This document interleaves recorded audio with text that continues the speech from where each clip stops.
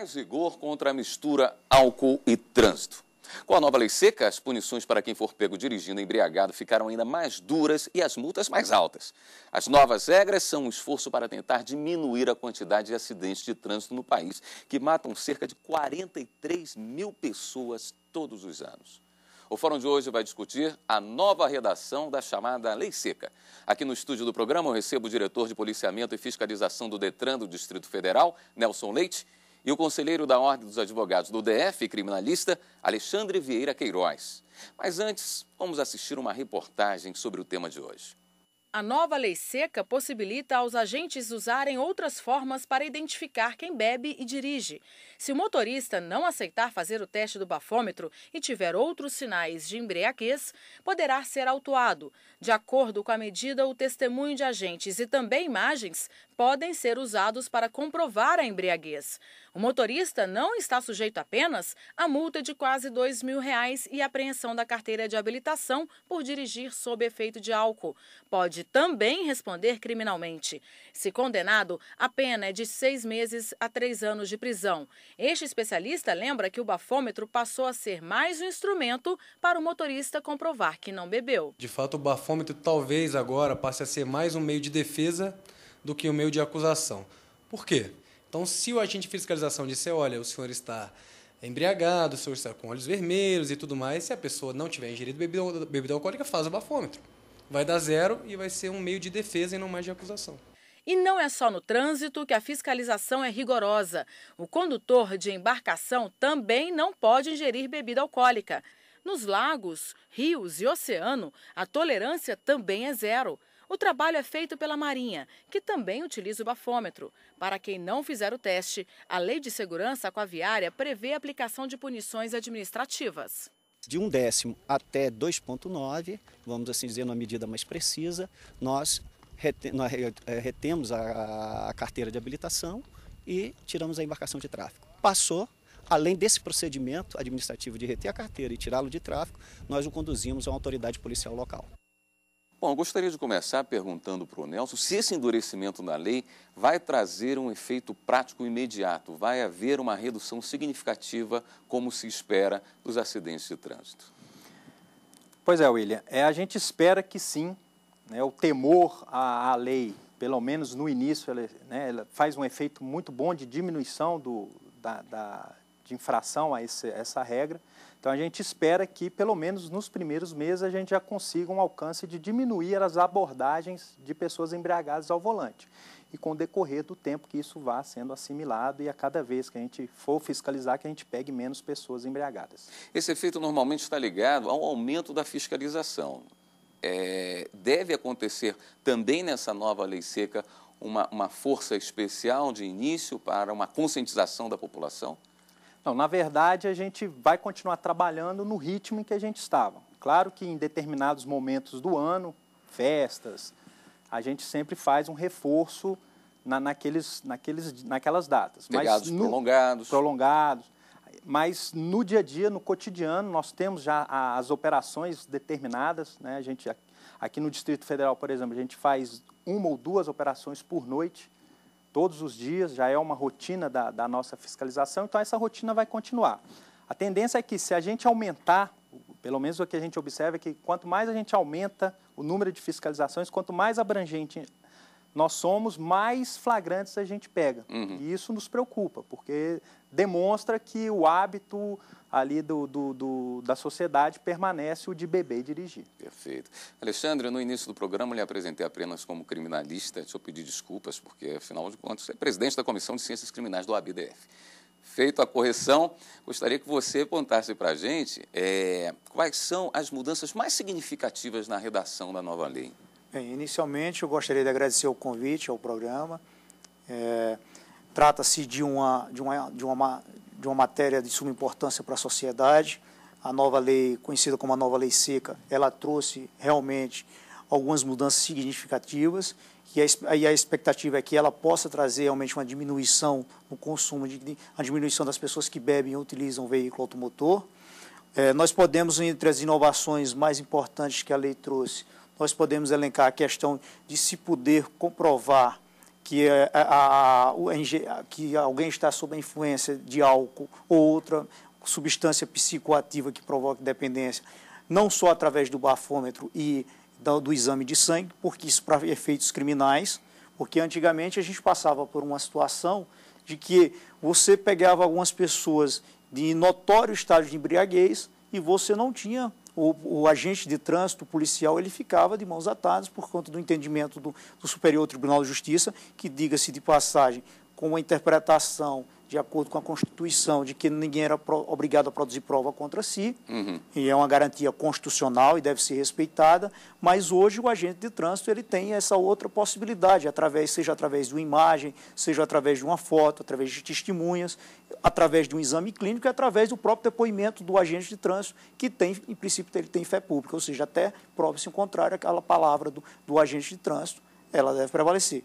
É bem verdade que, para efeitos criminais, isso aí é importante, desde já frisar, essas outras formas de comprovar, elas vão ser vistas, sobretudo vai ter algumas restrições, porque quando realmente o estado de embriaguez ele for notório, aí não há discussão. Aqueles casos que a gente via na televisão, quando as pessoas não conseguiam nem ficar em pé. Certo. Agora, o grande problema vai ser quando você tiver aqueles casos, por exemplo, que era, o motorista, o condutor do veículo, ele tomou 2 cervejas, 3 cervejas.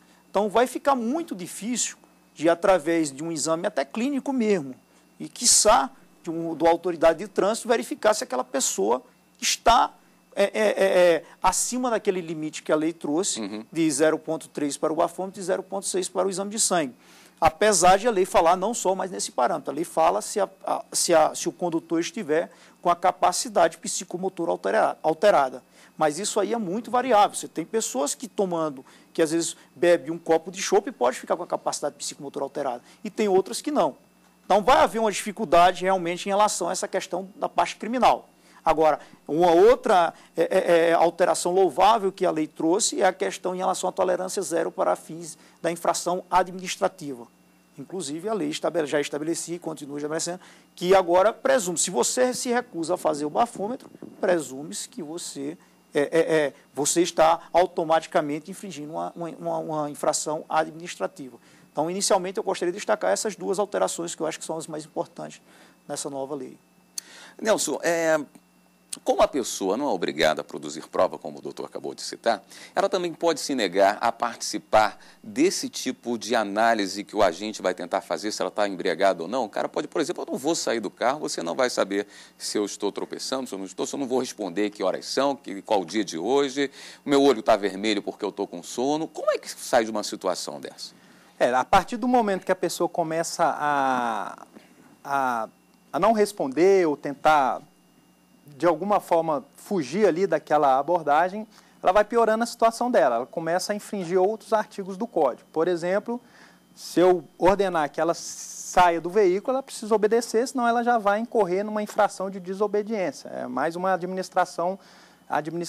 infração administrativa que ela vai poder sofrer ali também naquela abordagem. E assim vai, é um desdobramento da situação.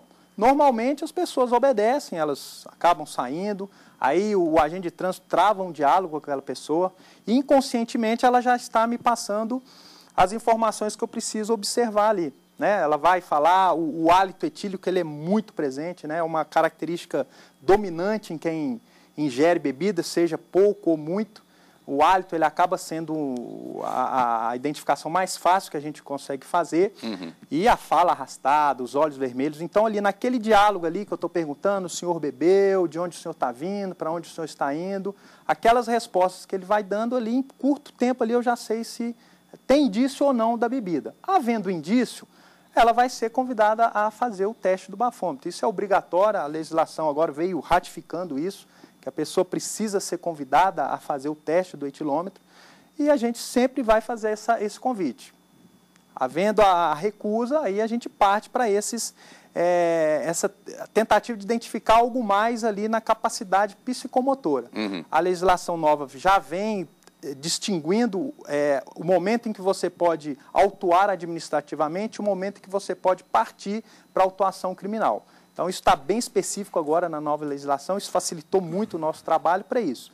A pessoa está com indícios, ela está com hálito, a fala está um pouco arrastada, os olhos vermelhos, o cheiro ali está bem característico, ela, de fato, parece que ingeriu. Mas a capacidade psicomotora não está alterada, ela não está caindo, né? Não tem nenhum indício ali de que ela está com a capacidade alterada, então eu vou partir só para punição administrativa, e a criminal fica de lado. Mas, de qualquer forma, ela vai sempre se recusando a soprar o bafômetro, independente se o agente vai ou não identificar qualquer indício, essa nova legislação veio ratificar isso, que a recusa, como disse o doutor Alexandre, já é suficiente para ela sofrer as punições administrativas. Agora, apesar dessa facilidade de identificar sinais de uma embriaguez mais leve, são questões que podem ser questionadas facilmente, né? São questões muito subjetivas, enfim, não é uma prova muito contundente, não é? Exatamente, e essa é a nossa preocupação.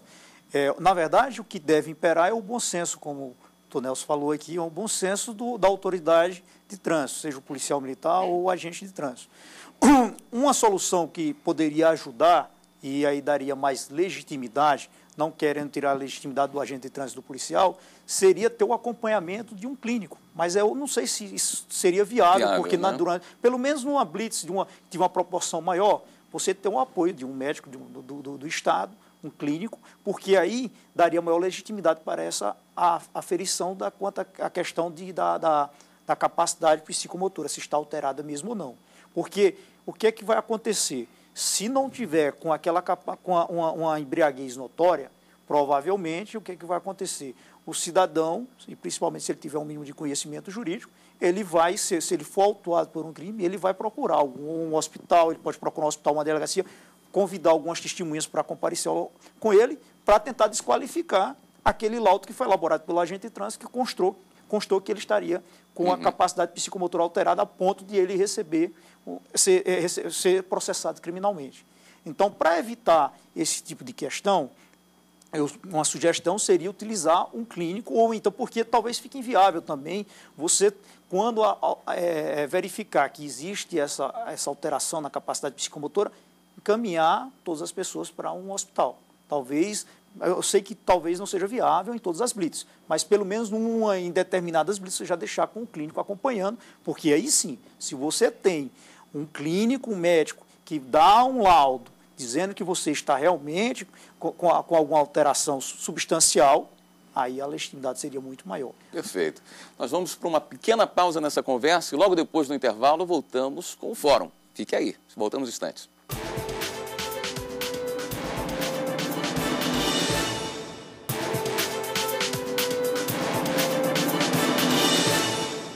O Fórum está de volta, hoje conversando sobre a nova lei seca. Nelson, a gente está focando muito em cima do álcool. A lei trata de pessoas que estão dirigindo sob influência de álcool ou substância psicoativa. A lei já está deixando uma abertura para que vocês possam observar a utilização de outras substâncias? Isso já é feito hoje? Como é que funciona? Sim, William. Na verdade, a legislação está elencando, se não me engano, 4 alternativas para você identificar a condição da pessoa. Então, não necessariamente, ainda que a pessoa sopre um bafômetro e o bafômetro não acuse nada, porque ela, na verdade, ela não ingeriu álcool, ela ingeriu qualquer outra substância entorpecente, essa nova legislação ela já elenca ali outros tipos de prova de teste que você pode colocar aquela pessoa, submeter aquela pessoa para você tentar identificar esse nível de embriaguez ou de entorpecência. Então, o agente de trânsito, percebendo que o problema ali não é alcoólico, ele tem também o poder de autuar aquela pessoa por um desses itens em que diz ali que ele está testando que aquela pessoa ela não está em condições de dirigir porque a capacidade dela está alterada. Claro que o álcool, os níveis alcoólicos, depende muito, a situação da pessoa depende muito do nível alcoólico. O álcool, menos ou mais, ele interfere muito na sua capacidade. Talvez o entorpecente, qualquer dosagem ali já vai deixar ele completamente sem condições de estar conduzindo um veículo. Esse cuidado já existia, Nelson? Ou veio consertar uma situação que até Na verdade, então... ela veio esclarecer isso. A lei, ela sempre falava em álcool ou substância psicoativa, mas como agora ela vem elencando ali 3 ou 4 opções que o agente de trânsito tem para poder submeter aquela pessoa a um teste de alcoolemia ou de entorpecente, tem essa opção lá escrita, já taxativa, de que a pessoa ela pode ser autuada também só por esse questionário que o agente de trânsito pode fazer, né? É uma das provas, uma das provas que o agente de trânsito pode usar. Normalmente usa no álcool, porque a pessoa se recusa a fazer o teste do etilômetro. E aí ele vai usar essa outro regramento, que é aquele questionário, aquele termo de constatação de que a pessoa está com a capacidade alterada. Então, se for um caso desse, que não é álcool, mas é qualquer outra substância psicoativa, o agente de trânsito vai utilizar esse termo de constatação de que a pessoa está alterada, está com a capacidade psicomotora alterada, em virtude daqueles sintomas que ele está apresentando, independente se é álcool ou não. Então, tem essa forma de você atuar também. Sei. Diga, na verdade, o que a legislação traz é que seria analisado a aparência do condutor, verificar se ele está com o olho vermelho, verificar como é que estão as vestimentas, verificar como a questão da atitude do condutor, se ele está de forma agressiva, verificar como é que está a orientação do condutor, se ele sabe onde é que está, verificar a memória do condutor para perguntar o que é que você está fazendo, e verificar também a coordenação motora. Na verdade, a legislação traz isso aí, o agente de trânsito vai poder analisar essa questão. Essa pergunta que você fez em relação a outras substâncias psicoativas que provocam dependência, ou eu estava até comentando com o Nelson antes do programa, eu vi no Bom Dia Brasil, se eu não me engano, que em São Paulo, hoje o Detran de São Paulo começou a fazer uma experiência em relação à questão das drogas, em relação especificamente à maconha e à cocaína. Eles estavam recolhendo algumas gotas da saliva e aí com essas gotas eles fariam um experimento para verificar se a pessoa teria utilizado a maconha ou a cocaína. Mas aí você vai incorrer na mesma questão do bafômetro e do exame de sangue. Ou do mesmo jeito que o condutor não é obrigado, para fins criminais, fazer o bafômetro e o exame de sangue, ele também não é obrigado a fornecer a saliva para verificar, para se constatar se ele está com alguma substância psicoativa. Vamos falar das penas. Valor de quase R$2.000 para uma multa, reincidência dentro de um ano quase 4.000, penas de detenção de, se não me engano, de 6 meses a 3 anos. São valores razoáveis? Eu acho que são. Mas eu acho que o mais importante, que aí a OAB, a intenção da OAB, nós assumimos a gestão no dia 1º de janeiro, a nossa intenção é não só trabalhar com a questão da punição. O que nós queremos levar para a sociedade é que esta lei, na verdade, e aí nós precisamos transmitir isso para que a sociedade tenha bem isso em mente, a importância de você não beber e dirigir. E aí nós vamos conseguir dar um passo à frente, não só com a questão da punição. Nós precisamos trabalhar com a questão da educação e, sobretudo, com a questão da alternativa. Nós precisamos, porque não adianta o poder público, como acontece muitas vezes, o legislador simplesmente ele acha que tem uma varinha mágica e diz, não, vamos criar uma nova lei e vamos fazer uma punição. Quem fizer isso a partir de amanhã vai receber essa sanção mais pesada. Na verdade, nós precisamos, e às vezes não bem intencionado, mas nós precisamos dar uma alternativa também.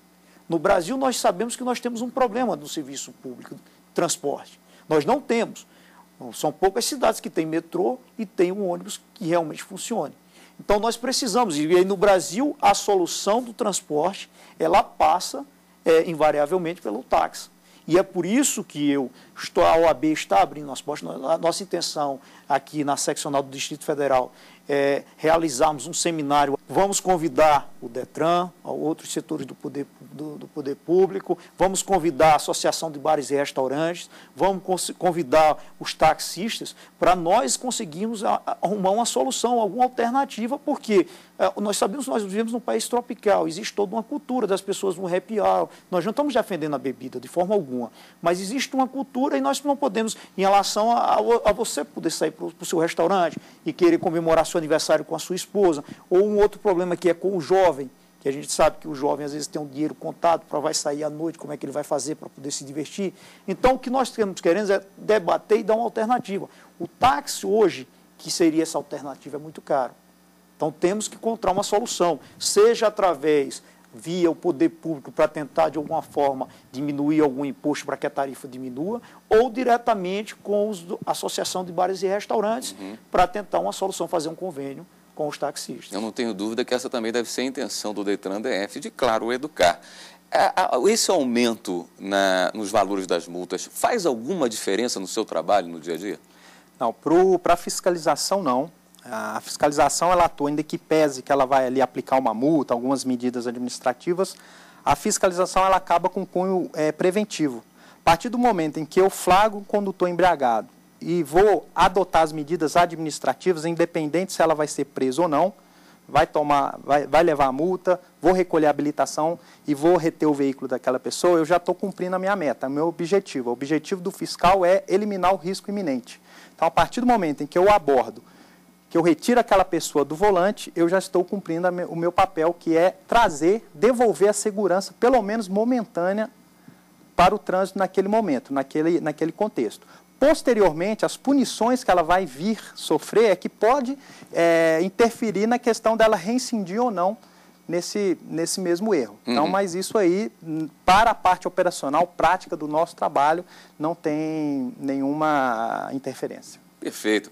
Bom, eu gostaria de agradecer a participação dos senhores aqui no programa de hoje e nós conversamos com o diretor de policiamento e fiscalização do Detran do Distrito Federal, Nelson Leite, também com o conselheiro da Ordem dos Advogados do DF e criminalista Alexandre Vieira Queiroz. E você pode rever esse programa na página da TV Justiça. O endereço é www.tvjustiça.jus.br.